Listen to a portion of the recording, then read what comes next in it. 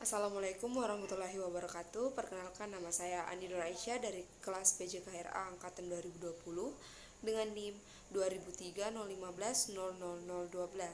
Pada video kali ini saya akan mempresentasikan mengenai sejarah perkembangan ilmu pengetahuan. Sejarah adalah kesinambungan atau rentetan suatu peristiwa atau kejadian antara masa lampau, masa sekarang, dan masa depan. Masa perkembangan ilmu pengetahuan terbagi menjadi 3 periode. Yang pertama itu periode Yunani kuno. Yunani kuno adalah tempat bersejarah di mana sebuah bangsa memiliki peradaban. Seiring dengan perkembangan waktu, filsafat dijadikan sebagai landasan berpikir oleh bangsa Yunani untuk menggali ilmu pengetahuan, sehingga berkembang pada generasi-generasi setelahnya. Periode perkembangan filsafat Yunani merupakan entry point untuk memasuki peradaban baru umat manusia. Masa ini berlangsung dari abad 6 sebelum Masehi sampai abad 6 Masehi. Zaman ini menggunakan sikap and enduring attitude, suatu sikap yang senang menyelidiki sesuatu secara kritis dan tidak menerima sesuatu begitu saja. Amsal Bakhtiar membagi periodisasi sejarah perkembangan ilmu pengetahuan menjadi 4 periode. Yang pertama pada zaman Yunani kuno, zaman Islam, zaman Renaissance dan modern, dan zaman kontemporer. Sedangkan menurut George J. Mauley membagi perkembangan ilmu menjadi 3 tahap, yaitu animisme, ilmu empiris, dan ilmu teoritis. George J. Mauley dalam bukunya Jujun S. Surya Sumantri menjelaskan bahwa permulaan ilmu dapat ditelusuri sampai pada permulaan manusia. Pada zaman Yunani kuno, banyak ilmuwan yang terkemuka, di antaranya adalah 1. Thales. Thales merupakan seorang filsuf pertama sebelum masa Socrates. Menurutnya, zat utama yang menjadi dasar segala materi adalah air. Ia menjadi filsuf yang mempertanyakan isi dasar alam. Thales itu masa peradabannya yaitu pada tahun 624 sampai 545 sebelum Masehi. Yang kedua adalah Pitagoras, tahun 580 sebelum Masehi sampai 500 sebelum Masehi. Pitagoras adalah seorang matematikawan dan filsuf Yunani yang paling dikenal melalui teorema Pitagoras yang menyatakan kuadrat hipotenusa dari suatu segitiga siku-siku adalah sama dengan jumlah kuadrat dari kaki-kakinya. Ia dikenal sebagai bapak bilangan. 3. Socrates, tahun 469 sebelum Masehi sampai 399 sebelum Masehi. Socrates adalah yang mengajarkan Plato dan Plato yang mengajarkan Aristoteles. Pemikiran baratnya adalah metode penyelidikan yang dikenal sebagai metode Elenkos yang banyak diterapkan untuk menguji konsep moral yang pokok. Karena itu, Socrates dikenal sebagai bapak dan sumber etika atau filsafat moral dan juga filsafat secara umum.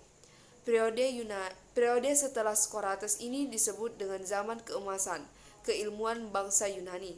Karena pada zaman ini, kajian-kajian keilmuan yang muncul adalah perpaduan antara filsafat alam dan filsafat tentang manusia. 4.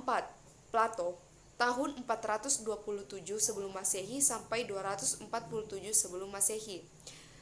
Plato adalah murid dari Socrates dan guru dari Aristoteles. Karyanya yang paling terkenal ialah Republik, di mana ia menguraikan garis besar pandangannya pada keadaan ideal. Selain itu, ia juga menulis tentang hukum dan banyak dialog di mana Socrates adalah peserta utama. Sumbangsi Plato yang terpenting tentu saja adalah ilmunya mengenai ide. Plato yang hidup di awal abad ke-4 sebelum Masehi adalah seorang filsuf Irles paling tua yang tulisan-tulisannya masih menghiasi dunia akademik hingga saat ini. Yang kelima adalah Aristoteles, tahun 384 sebelum Masehi sampai 322 sebelum Masehi. Aristoteles memberikan kontribusi di bidang matematika, fisika, etika, politik, ilmu kedokteran, dan ilmu alam. Di bidang ilmu alam, ia merupakan orang pertama yang mengumpulkan dan mengklasifikasi spesies-spesies biologi secara sistematis. Di bidang politik, Aristoteles percaya bahwa bentuk politik yang ideal adalah gabungan dari bentuk demokrasi dan monarki. Dan kontribusinya yang paling penting adalah masalah logika dan teologi. Logika Aristoteles adalah suatu sistem berpikir deduktif. Ia berhasil menemukan pemecahan persoalan-persoalan berat filsafat yang dipersatukan dalam suatu sistem logika, matematika, fisika, dan metafisika. Logika Aristoteles berdasarkan pada analis bahasa yang disebut dengan silogisme. Periode kedua adalah periode Islam. Islam adalah ajaran yang sangat cinta terhadap ilmu pengetahuan. Hal ini dapat terlihat dari pesan yang terkandung di dalam Al-Quran yang diwahyukan pertama kali kepada Nabi Muhammad SAW, yaitu surat Al-Alaq, dengan diawali kata perintah Iqra yang berarti bacalah. Dikemukakan oleh Nasution, keilmuan ini berkembang pada zaman Islam klasik, tahun 650 sampai 1250 Masehi. Keilmuan ini dipengaruhi oleh persepsi tentang bagaimana tingginya kedudukan akal seperti yang terdapat dalam Al-Quran dan hadis. Sekitar abad ke-7 6 sampai 7 Masehi, obor kemajuan ilmu pengetahuan berada di pangkuan peradaban Islam. Menurut Bertrand Russell, Rawls lebih terkenal dalam filsafat Kristen daripada filsafat Islam. Dalam filsafat Kristen, pengaruhnya di Eropa sangat besar, tidak hanya skolastik tetapi juga pada sebagian besar pemikir-pemikir bebas non-profesional yang menentang keabdian dan disebut Averroes. Periode ketiga yaitu periode Renaissance dan Modern. Renaissance adalah periode perkembangan peradaban yang terletak di ujung atau sudah abad ke-8 sampai muncul abad modern. Renaissance merupakan era sejarah yang penuh dengan kemajuan dan perubahan yang mengandung arti bagi perkembangan ilmu. Ciri umum Renaissance yaitu humanisme, individualisme, sekularisme, empirisme, dan rasionalisme. Sains berkembang karena semangat dan hasil empirisme, sementara Kristen semakin tertinggal karena sangat humanis. Periode keempat yaitu periode kontemporer. Periode kontemporer, zaman ini bermula dari abad ke-20 Masehi dan masih berlangsung hingga saat ini.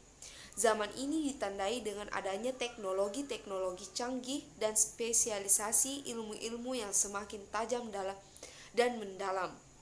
Pada zaman ini, bidang fisika menempati kedudukan paling tinggi dan banyak dibicarakan oleh para filsuf.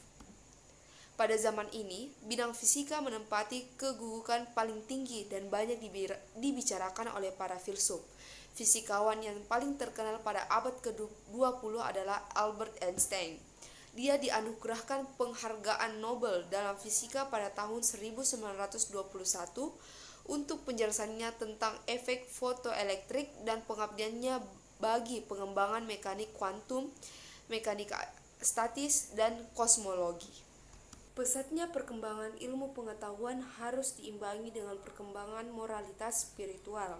Karena sebagaimana kita ketahui bahwa ilmu pengetahuan hakikatnya adalah bebas nilai, tergantung bagaimana manusia memperlakukannya.